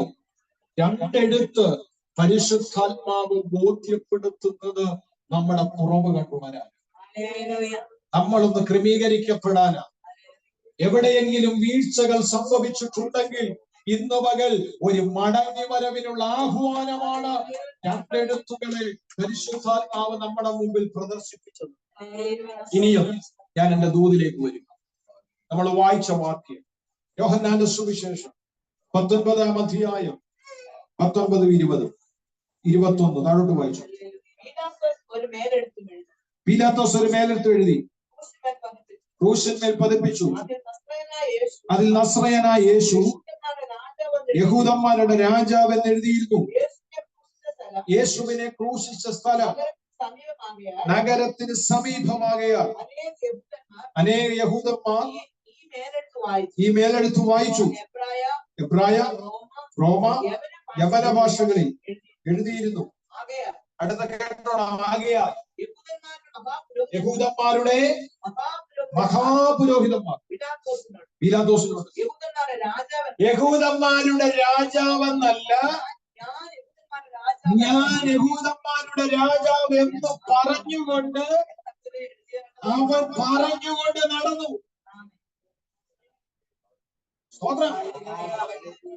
പീലാത്തോസ് എങ്ങനെ എഴുതിയേ? ഇവൻ യഹൂദന്മാരുടെ രാജാവ്. ഉടനെ ഇത് കണ്ട മഹാപുരോഹിതന്മാർ പീലാത്തോസിന്റെ അടുത്ത് വന്നിട്ട് പറഞ്ഞു, യഹൂദന്മാരുടെ രാജാവെന്നല്ല എഴുതേണ്ടത്, താൻ യഹൂദന്മാരുടെ രാജാവാണെന്ന് പറഞ്ഞ ഇവൻ നടന്നു. ഇവൻ അങ്ങനെ നടന്നു. അതിന്റെ അർത്ഥം അങ്ങനെ നടന്നവൻ ഇന്നത് വരും. ഇതാ ശിക്ഷ. യഹൂദന്മാരുടെ രാജാവാണെന്ന് പറഞ്ഞ് നടന്നതിന് ഇവന് കിട്ടിയതാണ്. ഇതെന്ന് കാണിക്കാനാണ് അവൻ അങ്ങനെ എഴുതാൻ പറഞ്ഞത്. ഞാൻ പറഞ്ഞ എത്ര പേർക്ക് മനസ്സിലായി? യേശുക്രിസ്തുവിനെ ക്രൂശിച്ച ഇടമെന്ന് പറഞ്ഞ സകല മനുഷ്യർക്ക് കാണാവുന്ന മലയിടവുകള. സ്തോത്രം. അപ്പൊ എല്ലാവർക്കും കാണാവുന്ന തരത്തിലാണ് എഴുതിയത്. ഇനി എഴുതിയത് ഒരു ഭാഷയിലാണോ? അല്ല. സ്തോത്രം അല്ലേ? എന്ന് വെച്ചാൽ യഹൂദർക്കും ജാതികൾക്കും തത്വജ്ഞാനികൾക്കും ഒരുപോലെ മനസ്സിലാകുന്ന രീതിയിൽ എഴുതി വെച്ചു. അതാ എബ്രായ, യവന, റോമാൻ എഴുതിയത്. യഹൂദന്മാർക്കും ജാതികൾക്കും തത്വജ്ഞാനികൾക്കും മനസ്സിലാകുന്ന വിധത്തിൽ അത് എഴുതിയത്. ഇവനോ യഹൂദന്മാരുടെ രാജാവത്രേ. അപ്പൊ ഇത് അവരുടെ ഉള്ളിൽ ഒരു കുത്തല് കൊണ്ടുവന്നു. പീലാത്തോസിന്റെ അടുത്ത് വന്ന് പറഞ്ഞു, ഇങ്ങനെ എഴുതാനല്ല ഞങ്ങൾ പറഞ്ഞേ. ഞങ്ങൾ പറഞ്ഞത് ഇവൻ യഹൂദന്മാരുടെ രാജാവാണെന്ന് പറഞ്ഞ് നടന്നു. അങ്ങനെ എഴുതാനാ പറഞ്ഞത്. പീലാത്തോസിന്റെ മറുപടി, എഴുതി ഒരാമേ പറയാമോ? Praise the Lord. ഞാൻ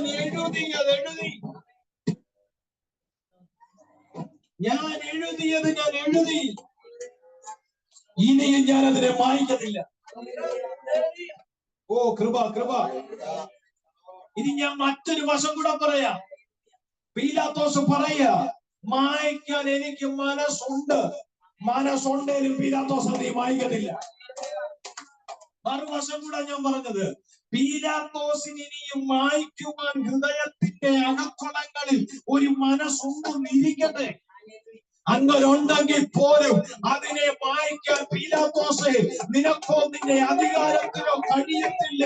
കാരണം അത് മനുഷ്യനായി എഴുതിയെങ്കിലും അതിനെ എഴുതിപ്പിച്ചത് സ്വർഗ്ഗമാണ്.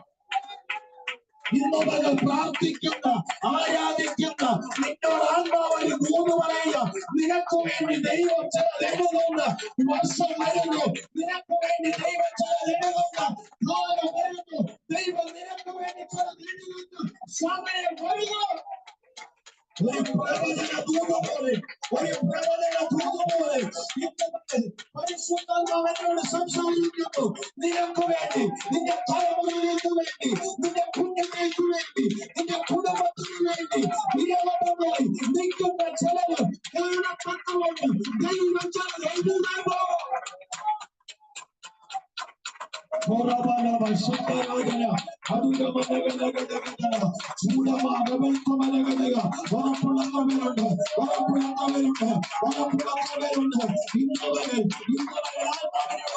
ആർക്കും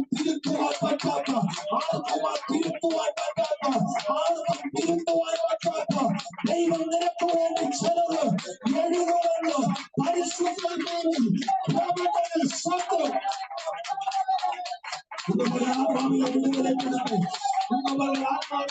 സ്വീകരിച്ച്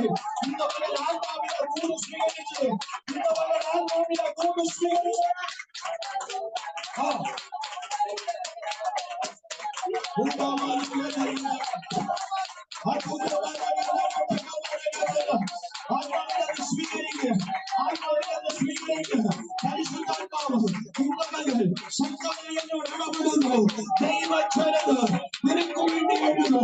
ദൈവച്ചനത് നിനക്ക് വേണ്ടി എഴുതുന്നു. ദൈവവിധത്തെ മാറ്റി എഴുതാം. ദൈവവിധത്തെ തിരുത്തി എഴുതാം. ദൈവവിധത്തെ തിരുത്താം. ദൈവത്തിന്റെ വിധത്തെ മാറ്റാൻ ഒരു ശക്തിക്കും ഒരു അധികാരത്തിന് കഴിയില്ല.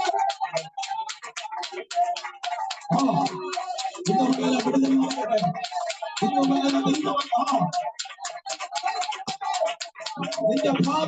എഴുതിയിട്ടുണ്ടെങ്കിൽ പിശാചിനെ എഴുതിയിട്ടുണ്ടെങ്കിൽ നിന്റെ നന്മയുടെ പിശാചിനെ എഴുതിയിട്ടുണ്ടെങ്കിൽ നിന്റെ ആത്മീയ ജീവിതത്തിന്റെ മുന്നിൽ പിശാചിനെ എഴുതിയിട്ടുണ്ടെങ്കിൽ ആത്മാ പറയുന്നു അവന്റെ മനസ്സിൽ ഒന്നായിരിക്കും പക്ഷെ ദൈവം എഴുതിപ്പിക്കുന്നത് മറ്റൊന്നാണ്.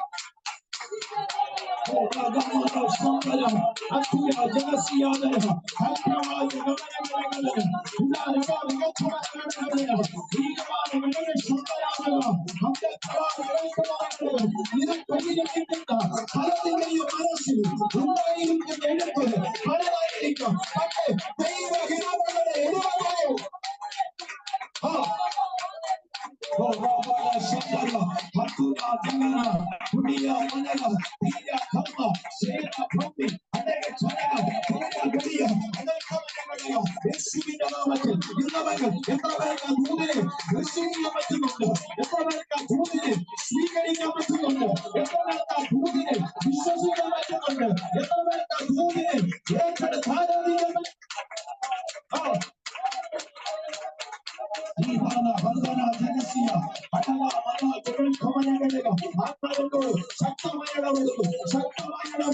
നിനക്കെതിരെ നിൽക്കുന്ന മനസ്സിന്റെ ഹൃദയത്തിന്റെ ചിന്തകൾ പലതായിരിക്കാം.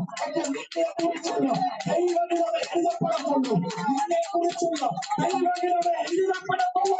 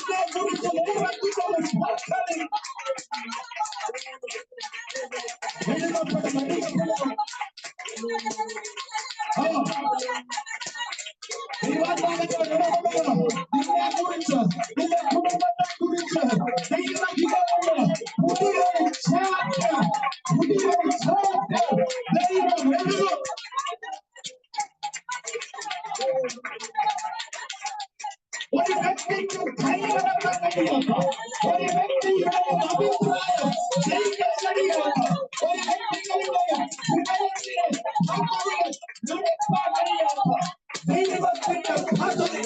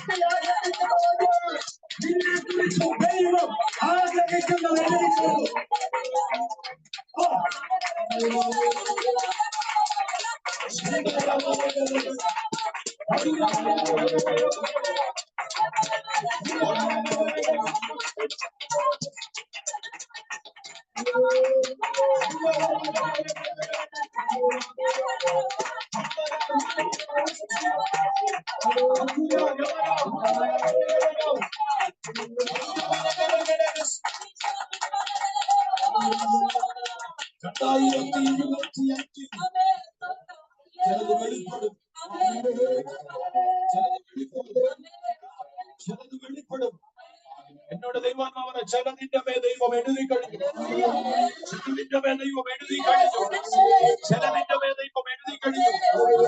ദൈവം എഴുതിയതിനെ തിരുത്താൻ പരിശ്രമിക്കുന്ന സകല പരിശ്രമങ്ങളോട് ഇന്ന് മകൻ പരിശുദ്ധാത്മാവ് പറയുക, ഇനിയും ചിലത് മായത്തില്ല, ഇനിയും ചിലത് മാറത്തില്ല. 2024 വർഷങ്ങൾക്ക് പുറകിൽ എഴുതിയത് ഇന്നും മാഞ്ഞിട്ടില്ലെങ്കിൽ, 2024 വർഷങ്ങൾക്ക് പുറകിൽ എഴുതിയതിൽ ഇന്നും മാറ്റമില്ലെങ്കിൽ, ആ ദൈവം പറയുന്നു, ദൈവം നിനക്ക് വേണ്ടി എഴുതിയ ചിലത് മാറ്റാൻ ഒരു ശക്തിക്കും കഴിയത്തില്ല എന്ന് പരിശുദ്ധാത്മാവ് സംസാരിക്കുന്നു.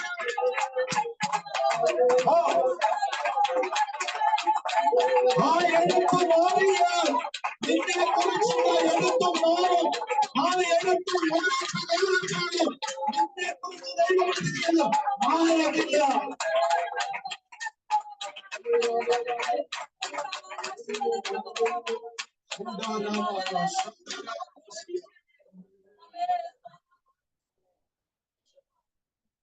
ഇന്ന് പകൽക്കാലം വിശ്വസിക്കുക, ഇന്ന് പകൽക്കാലം ഉറപ്പിക്കുക.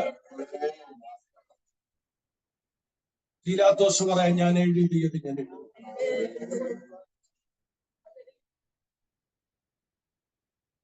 സ്തോത്രം. പീലാത്തോസിനോട് പേഴ്സണലായിട്ട് ചോദിച്ച ചിലപ്പോ പീലാത്തോസ് പറയുമായിരിക്കാം, എന്തോ ആ സമയത്ത് അങ്ങനെ പറയാ, അങ്ങനെ എഴുതിപ്പിക്കാൻ എനിക്ക് തോന്നുന്നു.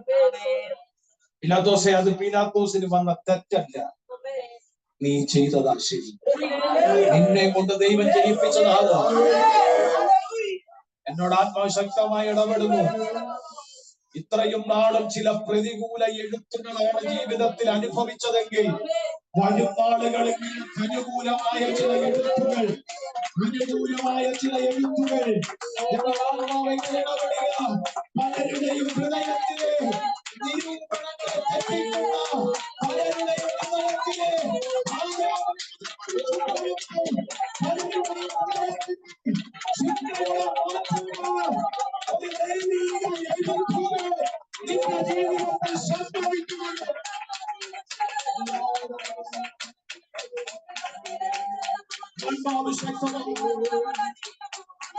ഇന്ന് നിന്നെ കുറിച്ച്, നിന്റെ കുടുംബത്തെ കുറിച്ച് പല വിധത്തിലുള്ള എഴുത്തുകൾ പിശാചെഴുതിയിട്ടുണ്ട്. പല വിധത്തിലുള്ള അഭിപ്രായങ്ങളും, പല വിധത്തിലുള്ള വേദനകളുണ്ട്, ബുദ്ധിമുട്ടുകളുണ്ട്. എന്നാ ദൈവാത്മാവിനോട് ഇടപെടുക. ആ കലണ്ടർ തീരാൻ പോവുക. ശക്തമായി പ്രാർത്ഥിച്ചു. ആ കലണ്ടർ തീരാൻ പോവുകയാണ്.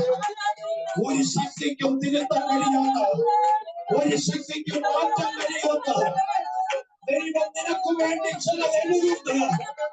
സമയം അടുക്കുകയാണ്. പരിശുദ്ധാത്മാവിനാൽ സംസാരിക്കുക.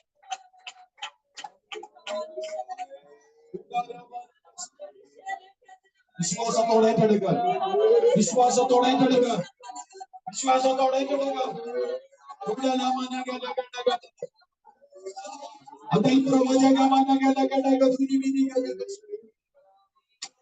ഓ, ഞാൻ എന്റെ മെസ്സേജിന് അവസാനം നൽകിയ ശക്തമായി പ്രാർത്ഥിച്ചോണ്ടിരുന്നു, ശക്തമായി പ്രാർത്ഥിച്ചോണ്ടിരുന്നു.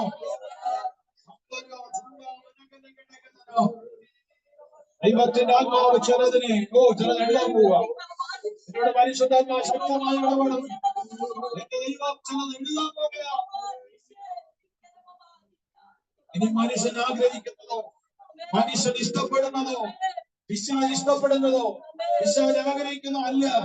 നിന്നെ കുറിച്ചുള്ള ദൈവഹിതം, നിന്നെ കുറിച്ചുള്ള ദൈവഹിതം, നിന്നെ കുറിച്ചുള്ള ദൈവഹിതം അതാ എഴുതപ്പെടാൻ പോകുന്നത്, അതാ എഴുതപ്പെടാൻ പോകുന്നത്.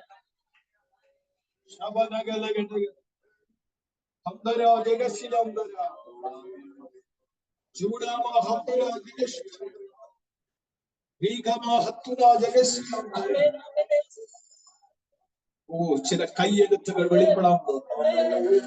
ആത്മാവിനോട് ശക്തമായത് പറയുന്നത്, ചില ദൈവീക സാന്നിധ്യമുള്ള, ദൈവിക ഇടപെടലുള്ള, ദൈവത്തിന്റെ പ്രവൃത്തി അടങ്ങിയ ചില കൈയെഴുത്തുകൾ നടക്കാൻ പോകുന്നു.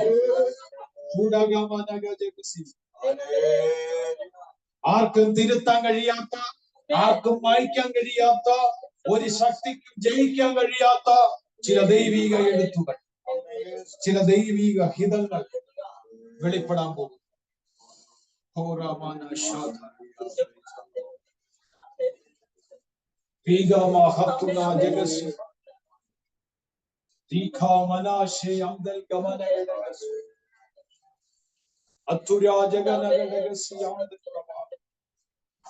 ശക്തമായി ശക്തമായി ഊതിന്റെ മുമ്പിൽ സമർപ്പിച്ചു. ക്രമീകരിക്കേണ്ട ഭാഗങ്ങൾ ക്രമീകരിച്ചോ. നഷ്ടപ്പെട്ടു പോയത് എന്ത് വില കൊടുത്തു പ്രാപിച്ചോ. നിന്റെ മേൽ പകർന്ന അധികാരത്തെ ഉപയോഗപ്പെടുത്തുന്ന ഒരാത്മശക്തി ദൈവം നിന്റെ മേൽ പകർന്നുകൊണ്ടിരിക്കുകയാണ്. ദൈവം നിനക്ക് വേണ്ടി ചിലത് എഴുതുന്നതിന് മുമ്പ്, ദൈവത്തിനെ തൂക്കുന്നതിന് മുമ്പ് മടങ്ങിവാ, മടങ്ങിവാ. അനുകൂലമായ ചില എഴുത്തുകൾ വെളിപ്പെടാനുണ്ട്, അനുകൂലമായ ചില എഴുത്തുകൾ വെളിപ്പെടാനുണ്ട്. ശബ്ദരാജന സമർപ്പിക്കുക. ദൈവാത്മാവ് ചിലത് ചെയ്തുകൊണ്ടിരിക്കുക, ഞാനത് കാണുന്നു. ദൈവാത്മാവ് ചിലത് പ്രവർത്തിച്ചുകൊണ്ടിരിക്കുക, ഞാനത് കാണുന്നു.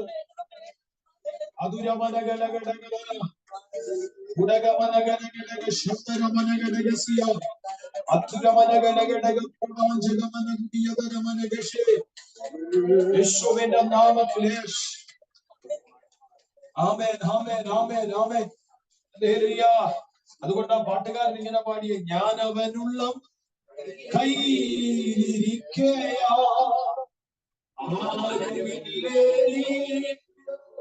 മോശം ചെയ്യുവാൻ, ഞാനവനുള്ള കൈയിരിക്കയാ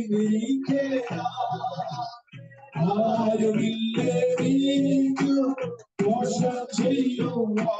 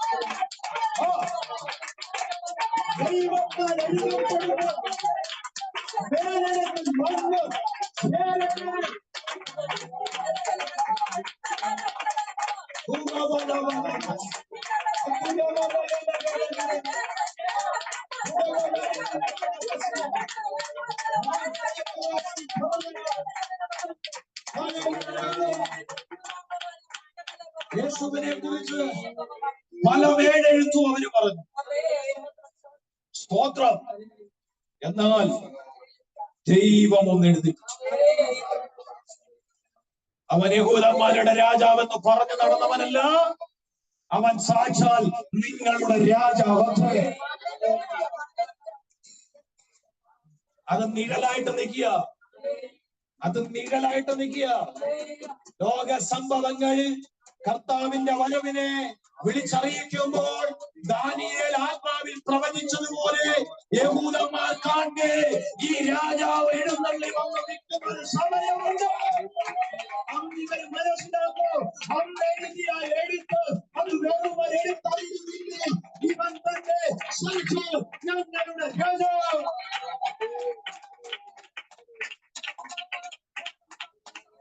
ലോക സംഭവങ്ങൾ ആ സമയത്തെ വിളിച്ചറിയിക്കും. ഇന്ന് പകൽ നമുക്ക് ഒരുങ്ങാം. കണ്ണുകൾ എല്ലാവരും അടച്ചാക്കി അച്ഛാ ശബ്ദം ഉയർത്തി പ്രാർത്ഥിച്ചാൽ സ്തോത്രം സ്തോത്രം സ്തോത്രം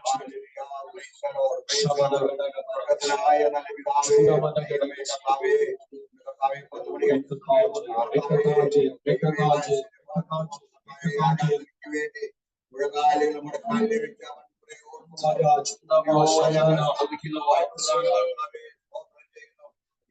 മനുഷ്യരും ദൈവത്തിന്റെ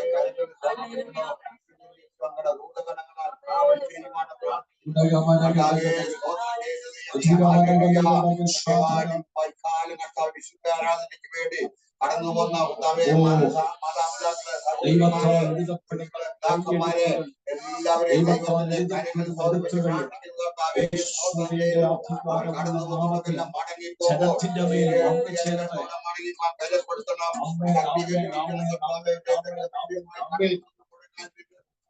സമർപ്പിച്ചോ അതിന് മധ്യേ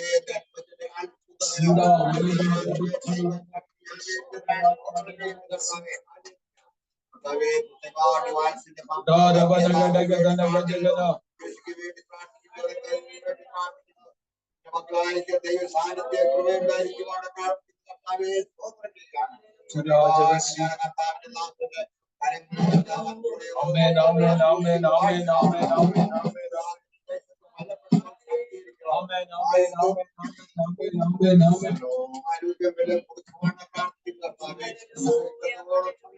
ദൈവത്തിന്റെ മുഴങ്ങാലുകൾ മടക്കി ആത്മാവിലും സത്യത്തിലും ദൈവത്തെ ആരാധിപ്പാൻ കർത്താവേ നീ തന്ന കൃപയോർക്കുമ്പോൾ നന്ദിയോടെ സ്തുതിക്കുന്ന കർത്താവേ ഹല്ലേലൂയ പ്രൈസ് ദി ലോർഡ് സ്വർഗ്ഗം കൂടെ ഇരിക്കുന്ന മധ്യവാണ്ട് ദൈവത്തിന്റെ പ്രവാനമത്തിന്റെ ആദ്യത്തെ കാലം കൂടി അടങ്ങിപ്പോകുന്ന ദൈവത്തിന്റെ പ്രാർത്ഥന ആരാധന അനുഗ്രഹം പ്രാർത്ഥന എല്ലാ ദൈവമക്കളെയും ദൈവത്തിന്റെ കരങ്ങളിൽ പ്രവർത്തിക്കുന്ന സ്തോത്രം മാനിക്കണം പ്രാർത്ഥന സ്തോത്രം യേശു ക്രിസ്തുവിനാമം തന്നെ പിതാവാകും ദൈവത്തിന്റെ സ്നേഹം പുത്രനാകും യേശു ക്രിസ്തുവിന്റെ കൃപ പരിശുദ്ധാത്മാവിന്റെ സഹവാസം കാവൽ കൂട്ടായ്മ നാം പ്രാർത്ഥിച്ച സമസ്ത വിഷയങ്ങളിലും ഇന്ന് കൂടി വന്ന സകല ജനത്തിന്റെ മേലും ദൂരത്തിൽ ചാരത്തുമുള്ള ദൈവമക്കളുടെ മേലും നമ്മൾ ഇന്ന് പകൽ പ്രാപിച്ച സകല വിടുതലിന്റെ മേലും കേൾക്കപ്പെട്ട ആലോചന ദൂത് ദൈവശബ്ദങ്ങളുടെ മേലും ലോകത്തെമ്പാടുമുള്ള വിശുദ്ധന്മാരുടെ മേലും നമ്മൾ പ്രാർത്ഥിച്ച സമസ്ത വിഷയങ്ങളുടെ മേലും കർത്താവിന്റെ മേഘ പ്രത്യക്ഷത വരെ ഉണ്ടായിരിക്കുമാറാകട്ടെ. ആമേൻ. യേശു ക്രിസ്തു മുഖാന്തരം ഈ പകൽ ജയം തന്ന ദൈവത്തെ മഹത്വപ്പെടുത്താം. Hallelujah hallelujah hallelujah. ആമേൻ. കർത്താവായ യേശുവേ വരണമേ. ആമേൻ ആമേൻ ആമേൻ. എല്ലാവർക്കും ക്രിസ്തീയ വന്ദനം. ദൈവത്തിന്റെ വചനം നിങ്ങളുടെ ഹൃദയത്തോട് സംസാരിച്ചുവെങ്കിൽ പ്രാർത്ഥിപ്പാൻ ആത്മനിയോഗമുള്ളവർക്ക് പ്രാർത്ഥിക്കാനുള്ള സമയം ഉണ്ടാകും. ആദ്യം ഞാൻ ഓൺലൈനുള്ളവർക്ക് വേണ്ടി പ്രാർത്ഥിക്കും. ശേഷം ഇവിടെ ഉള്ളവർക്ക് വേണ്ടി പ്രാർത്ഥിക്കുന്നതായിരിക്കും. കർത്താവ് എല്ലാവരെയും അനുഗ്രഹിക്കും.